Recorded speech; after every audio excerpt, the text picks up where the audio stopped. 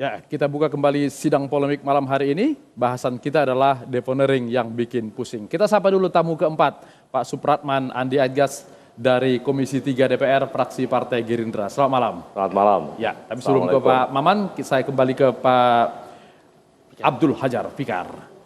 Kepentingan umum itu selalu menjadi catatan. Dikesampingkan perkaranya untuk kepentingan umum. Tapi pertanyaan Pak Alphonse tadi, kepentingan umum yang mana? Saya sebelum menjawab pertanyaannya, saya mau ke belakang dulu. Begini, jaksa penuntut umum, ya, penuntut umum itu di dalam satu sistem peradilan pidana hanya satu, jaksa, nggak ada lagi. Tapi kalau penyidik itu bisa penyidik pegawai negeri sipil, bisa penyidik pajak, bisa banyak, ya. Tapi penuntut umum itu cuma jaksa. Dia punya kewenangan menuntut atau tidak menuntut. Itu kaitannya dengan ajas legalitas dan ajas oportunitas. Artinya secapek-capeknya polisi bekerja kemudian sampai ke kejaksaan dia tetap punya wewenang untuk tidak menuntut itu. Iya, sejak zaman Belanda itu ada aturannya. Tapi ini harus diluruskan ini satu pernyataan beliau ini. Ya. Itu menyangkut jaksa itu satu. Saya setuju dulu. Tapi kalau sekarang jaksa tidak satu lagi. Karena pimpinan KPK itu sudah menjadi penuntut. Padahal dia bukan jaksa. Jadi itu saya luruskan saja pernyataan. Baik. Ya. Kecuali undang-undang KPK bahwa komisioner itu bisa, walaupun sampai saat ini belum pernah turun ke lapangan jadi jaksa. Baik. Karena jaksa itu diberi hak untuk menuntut, maka undang-undang juga ya memberikan kewenangan itu tadi untuk menuntut atau tidak menuntut. Ya. Oleh karena itu penghentian suatu perkara itu menjadi ada dua macam. Yang pertama seperti Pak Heha Mahwa tadi katakan, ada soal teknis hukum. Maka itu kemudian namanya SKP 2 ya, karena kurang bukti perkaranya perdata dan sebagainya. Yang kedua adalah deponering itu dia, atau ada yang menyebut juga seponering ya. Dia dihentikan karena resminya di dalam undang-undang adalah karena ada kepentingan umum yang terganggu. Nah, kepentingan umumnya itu ukurannya kayak apa? Nah, kalau dulu ya sebelum undang-undang kejaksaan yang baru itu ada beberapa hal, umpamanya terdakwanya sudah terlalu tua. Kemudian kerugian yang sangat besar itu sudah dipenuhi. Ya, itu bisa suatu perkara itu di deponering. Dan itu kalau lihat sejarah penegakan hukum, maka di dalam tindak pidana ekonomi ada beberapa kali perkara penyeludupan atau tindak pidana ekonomi itu yang dihentikan dengan deponering itu. Ketika Jaksa Agungnya Sugiharto dulu, ya. Nah, tapi tetap basisnya adalah kepentingan umum. Nah, oleh karena itu kalau menurut saya ketika kejaksaan kemarin menyebut ada kepentingan umum, saya mencermati bahwa dia menempatkan pemberantasan korupsi itu sebagai bagian dari satu kepentingan umum yang harus dijaga. Jadi kepentingan umumnya di sini adalah pemberantasan korupsi.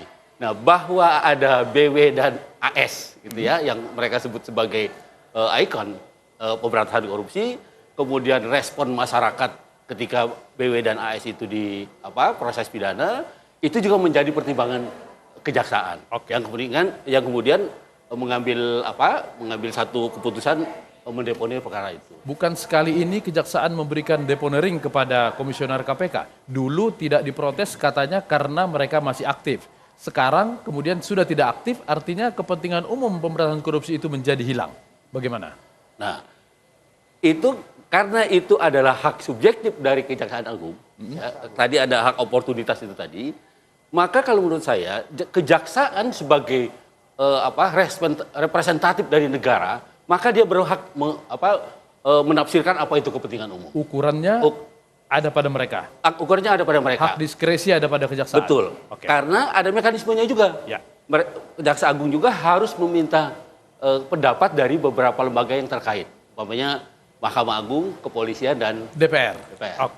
Minta izin ke DPR pada bulan Januari, tidak diberikan oleh DPR. Sekarang diberikan begitu saja. Apakah ada perubahan izin dari DPR atau Pak Jaksa Agung mengabaikan pendapat DPR? Jadi kalau saya sebenarnya begini, ini sebenarnya perkara biasa.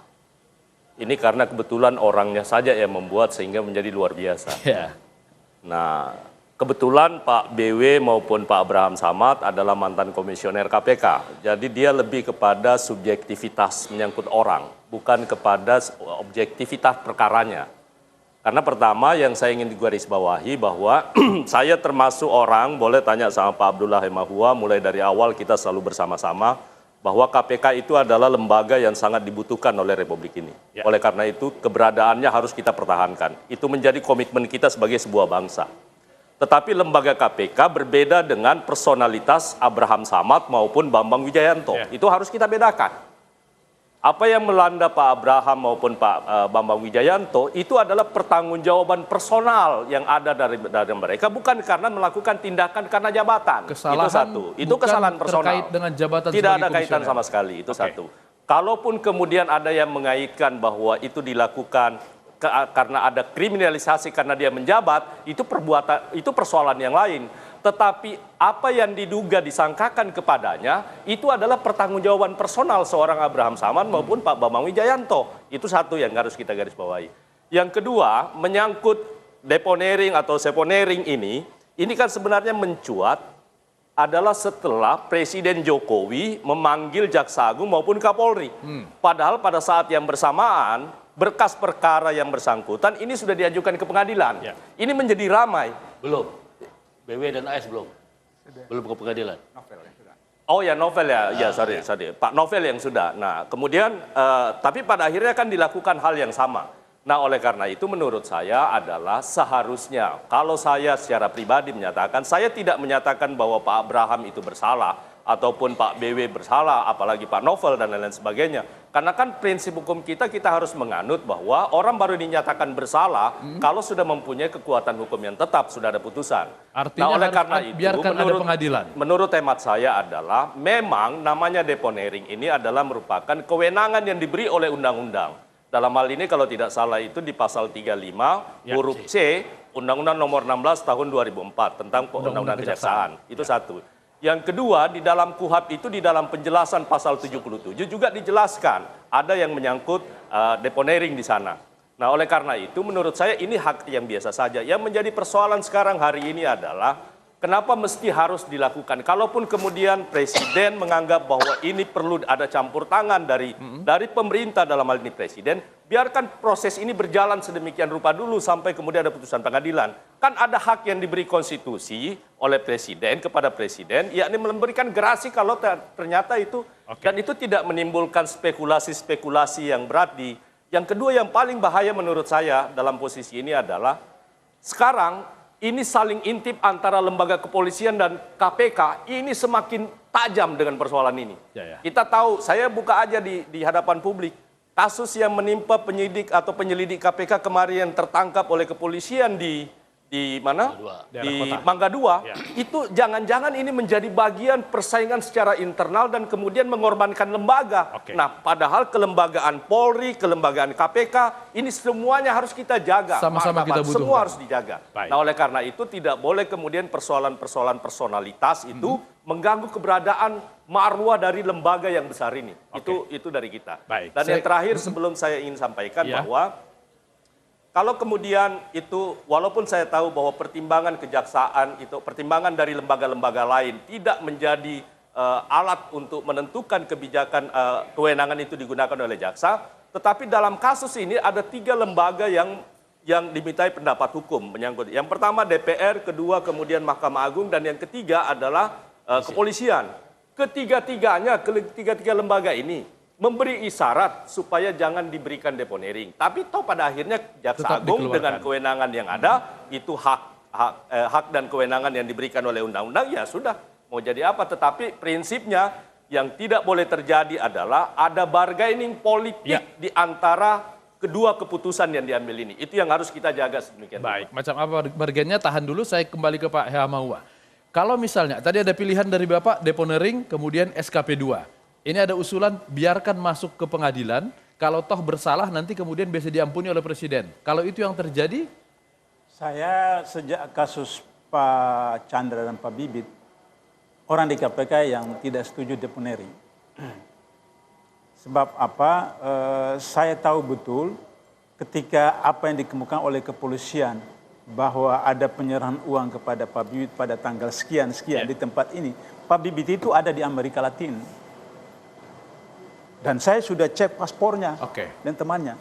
Karena itu maka waktu itu saya katakan kalau bukan SP3, SKP2, terus saja. Nanti Biarkan ke pengadilan. Iya, ke pengadilan. Itu tidak mengganggu marwah lembaga?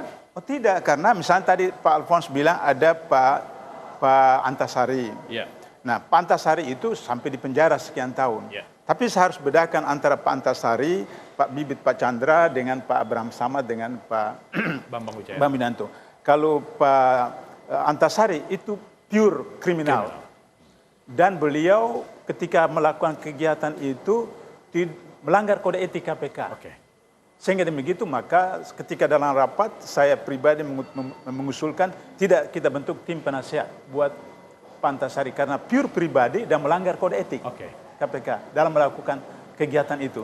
Sedangkan kalau Pak Bibit dan Pak Chandra itu dalam menjalankan tugas karena dianggap menyalahgunakan wewenang dalam proses penyadapan dan seterusnya. Melanggar itu kewenangan sehingga kemudian kita anggap itu dalam tugas, maka bentuk tim penasehat. Ya. Kalau Pak Abraham Samad dengan Pak Bambang Widanto, menurut Pak Sabtan tadi itu pure pribadi. Tapi saya setuju, harus kita lihat background, asbabul urutnya terjadi itu. Ketika tadi saya sudah katakan 2010 itu sudah pernah disidangkan, DLC ditayangkan, kenapa Pak Abraham Samad dengan Pak Widanto bisa lolos seperti itu. Lantas kemudian setelah ada kasus BG, baru kemudian ini terus muncul. Itulah kemudian kriminalisasi tadi. Jadi sehingga kemudian orang mencurigai ini ada persoalan kriminalisasi. Nah karena itulah maka saya sejauh mengatakan kalau polisi datanya lemah, SP3. Kalau sudah ke kejaksaan, SKP2. Jangan deponering. Jangan deponering. Oke. Pak Alphonse, polisi harus dimintai pendapat oleh kejaksaan sebelum deponering. Selain Pak Alphonse dari P3K, kelompok Ikatan Sarjana Perpolisian juga memprotes. Keberatan apa di lembaga kepolisian terhadap deponering ini? Sudah telah kabur sekali. Mantan polisi Ya. dan saat ini sebagai dalam kelompok pengacara. Persoalan deponering ini terus menimbulkan kesan bahwa memang terjadi kriminalisasi. Artinya sebenarnya ketiga orang tidak pernah berbuat kesalahan atau tidak bersalah. Polisi mengada-adakan berbagai fakta hukum menjadi kesalahan. Itulah kriminalisasi. Nah, persoalan opini yang terbentuk ini sangat membahayakan proses penegakan hukum. Karena kami mempelajari dan memahami bahwa kalau pengadilan tempat kita beradu argumentasi. Kalau memang orang ini memang dikriminalisasi atau memang tidak bersalah, biarlah nanti pihak ketiga, yaitu hakim, yang membuat keputusan. Tetapi kalau di tengah jalan sebuah ini, yang menjadi pertanyaan untuk nanti titik balik pada kepolisian, bahaya baru apabila semua masyarakat begitu dipanggil polisi dan diperiksa polisi, kami tidak percaya polisi karena kalian jago rekayasa. Jago kriminalisasi. Jadi deponering ini seolah-olah membenarkan bahwa polisi mencari-cari salah dari Abraham Samad dan Bambang Wijayanto. Dan deponering ini juga merusak lembaga kejaksaan. Karena apa? Jaksa Agung sebagai pimpinan tertinggi itu sekaligus mengabaikan kinerja daripada kejaksaan yang telah memeriksa berkas. Dan sekaligus melecehkan peradilan. Kenapa? Berkasnya novel sudah sampai di pengadilan, terdaftar, tunggu hari sidang, ditarik untuk ada perbaikan berkas. Dari runtutan kegiatan ini kami lihat bahwa ini membahayakan kepastian hukum dan proses bernegara di negara hukum ini. Jadi melecehkan wibawa polisi, melecehkan kinerja kejaksaan, pengadilan, dan pengadilan. Sekaligus KPK. Karena dianggap bahwa memang KPK ini kalau bukan orang perorangan dua orang ini, KPK sudah runtuh. Padahal kita tahu bahwa ini secara kelembagaan KPK kita bela bersama karena tugasnya sangat mulia. Baik Pak Alphonse. Kita harus istirahat dulu, sidang diskor.